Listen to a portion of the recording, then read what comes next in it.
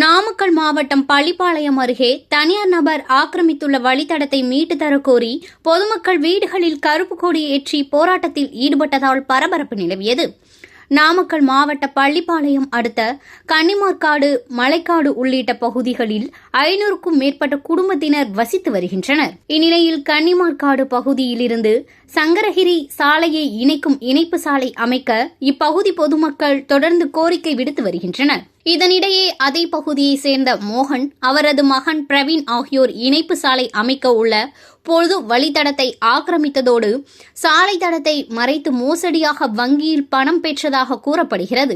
இதுகுறித்து மாவட்ட ஆட்சியர் உட்பட அனைத்து துறை அதிகாரிகளிடம் புகார் அளித்தும் இதுவரை எந்தவித நடவடிக்கையும் எடுக்கவில்லை.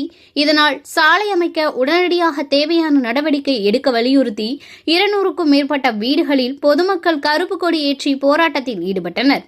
இதுகுறித்து தகவல் அறிந்து அங்கு வந்த வருவாய்த்துறை அதிகாரிகள் பொதுமக்கள் பேச்சுவார்த்தை நடத்தினர். இதனால் அப்பகுதியில் பெரும் பரபரப்பு நிலவியது.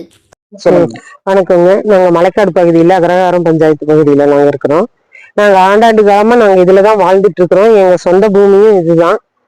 அதனால எங்களுக்கு தடம் நாங்க ரொம்ப காலமா போயிட்டு இருக்கிறோம். இப்ப அந்த தடத்துல மண்ணு கொட்டுறதுக்கு, தார்சாலை போடுறதுக்கு நாங்க ஏற்பாடு பண்ணினாக்கா அவங்க எல்லாம் தடுக்கிறாங்க.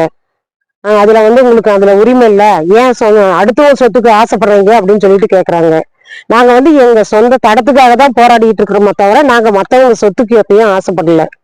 அதனால எங்களுக்கு தட வசதி பண்ணி கொடுக்கணும். அரசாங்கமும் மற்ற அரசு அதிகாரிகள் அனைவரும் சேர்ந்து எங்களுக்கு அந்த தடத்துக்கு நல்ல வழிவகை பண்ணி கொடுங்க.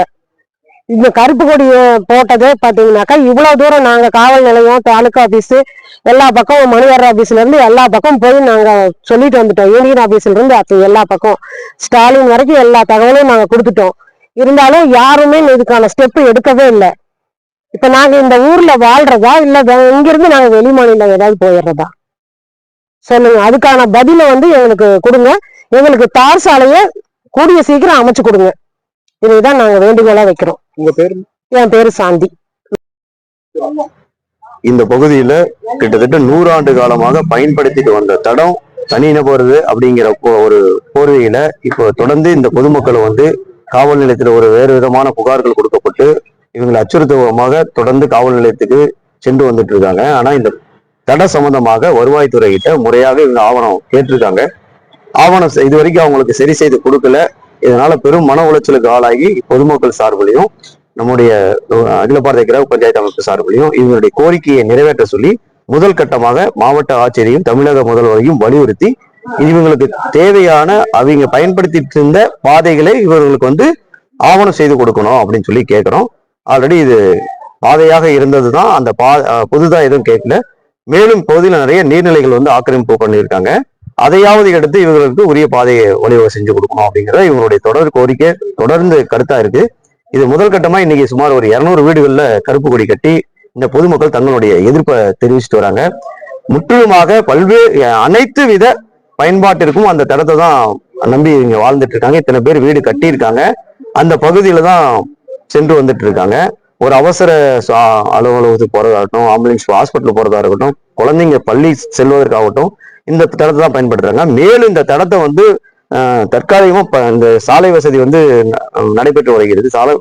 சாலை மேம்பாட்டு பணி நடைபெற்று வருகிறது. இதுவுமே பாத்தீங்கன்னா 4 மாத காலமா முடக்குல போட்டு சும்மா கிடக்குற மாதிரி இருக்கு. இதுல கல் எல்லாம் நிறைய திட்டுமுறுக்கா இருக்கு. வாகனம் போயிட்டு வர்றதுக்கு ரொம்ப இடையூறா இருக்கு.